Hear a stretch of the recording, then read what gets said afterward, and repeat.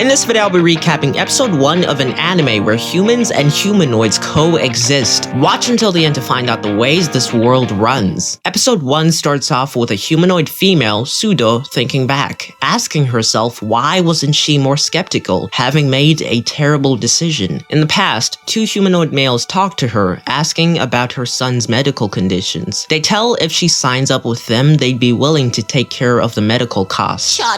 Another humanoid female happily tells with modern medicine they'd be able to cure her son, Hikaru, and the humanoid males tell it's true, but first they'll need to make a copy of her neural net. Y'all don't even know! Ayo, but I'm gonna recap it though, so y'all don't have to worry about that. In the present, news reports on humanoid rights. At a shop, the cook chit-chats telling 1% of the population is humanoid, including himself. Humanoids almost look exactly like humans, but you can tell them apart by their Naruto Sage Mode eyes. They don't get illnesses, but a blow to their head can just as easily kill them. Backups of them can be made, but such is deemed as illegal because of the complications, which will be explored in this video, so watch until the end. Hikaru leaves the shop, heading to his workplace, a clinic where a human boy is getting a brain implant. While installing the implant, he asks if all the boy's friends have implants. Excited, the boy tells, "Yeah, I'm like the last one to get." Installation is complete and the boy connects with his friends.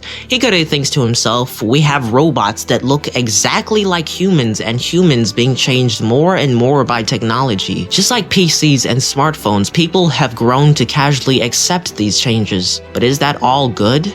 Hikaru tells the nurse, Risa, a humanoid, to wrap things up. Using his alias tells Mogadit got a job to do. Before leaving, Risa tells Hikaru to be careful, exhibiting real emotions. He drives to a house with a girl ever so glaring at him from her window. The humanoid husband takes him to the wife, and Hikaru tells to immediately begin the exam. The girl sneaks downstairs to take a peep, while the husband tells the wife's been shaking non-stop, and guesses it to be a part problem or age, but Hikaru confronts him, telling they made a backup. The husband admits it before Hikaru scolds him, telling backups are illegal. You can serve like 30 years in jail for that shit, bro. The husband tells he knows that, and that's why he called for Mogadit's help and not a hospital. Mogadit, the underworld doctor who provides illegal treatment as long as he running up that paper. That means money, some of y'all don't know. The husband gets emotional and Hikaru tells the wife has a virus, contracted from when they made the backup. In 2 weeks' time, her personality will fade and she'll become an empty shell. Leaving, Hikaru finds the girl sitting in his car. She tells it was easy to unlock as his encryption code is pretty retro, and says she's the daughter of the couple he just came from. Hikaru smiles and gives her a lift to the station, and along the way, she pleads for him not to be so harsh on her parents. Hikaru tells a story of whenever there's a bust on organized crime in the Middle East, there's always a humanoid called the Crying Man among the arrests. The original was killed and dumped in the desert, and his personality has been copied and sold on the black market, used in crime time and time again. Even if they're not used in crimes, copies or backups still bring multiple sets of issues. The wife is infected with a virus, but there's a good chance that her backup is clean, meaning they're going to use it. The husband informs the wife of the situation, and she asks if they can't fix this as it is now. The husband tells not. The wife is concerned and worried but hides it, just as the girl gets home having groceries. Hikaru drives back to the clinic, but in the midst takes a detour to jail, where he meets his mama. As she talks, Hikaru thinks of the past as he's looking for the original her. We fade to the clinic and are shown past headlines of Hikaru's mother, Pseudo, being arrested for personality copying, most likely framed by the 2 humanoids from earlier. Risa looks at the headlines before Hikaru arrives back. Later on at a park, the husband and wife share moments of expressing their love for each other. They arrive at the clinic and the process of installing the backups begin. First starts with formatting the data. That means deleting. I learned that the hard way. To install the backup, everything in the brain needs to be formatted, which means the person the wife currently is